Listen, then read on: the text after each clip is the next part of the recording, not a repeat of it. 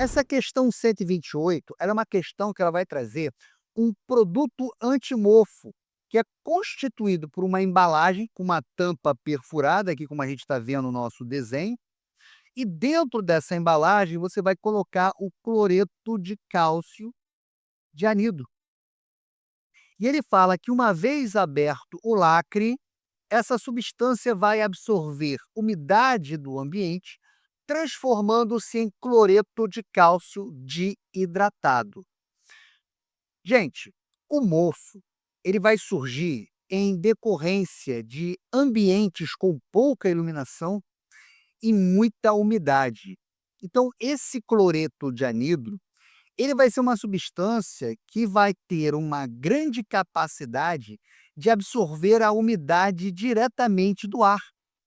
Então, quando o ar úmido ele entra em contato com sal dentro dessa embalagem perfurada, as moléculas de água, elas são rapidamente atraídas e aprisionadas na estrutura cristalina do cloreto de cálcio. Isso vai fazer com que a substância tenha um ganho de massa. Então, ao remover o excesso de umidade do ar, esse produto reduz o nível de umidade relativa desse ambiente fechado, geralmente armários, gavetas, guarda-roupas, para níveis onde os fungos e o mofo eles não vão conseguir se desenvolver, certo?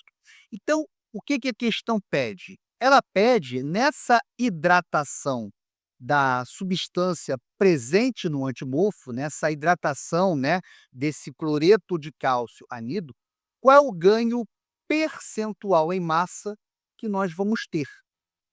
Então veja, o que que nós temos inicialmente? Nós temos o nosso reagente, que é o cloreto de cálcio de anidro, que ele vai absorver 2 moléculas de água, e o que que vai acontecer? Essas moléculas de água, como eu falei para vocês, elas vão ser atraídas e aprisionadas na estrutura cristalina do cloreto de cálcio, e elas vão ter como produto final o cálcio diidratado, que é exatamente o que a gente tem aqui, ó, o nosso cálcio diidratado. Ora, para resolver essa questão, o exercício está dando alguns outros valores, algumas outras pistas. Ele diz para a gente aqui, ó, considere a massa molar da água como 18 gramas por mol e a massa molar do cloreto de cálcio anidro igual a 111 gramas por mol. Gente, perceba que o reagente inicial ele vai absorver 2 moléculas de água. Então, esse ganho de massa que nós vamos ter, ele está relacionado, né, com a massa de água que foi absorvida. Olha aqui, ó, houve um ganho de massa. E esse ganho de massa, ele está relacionado, tá, com a massa de água que o cloreto de cálcio de anidro ele vai absorver, certo?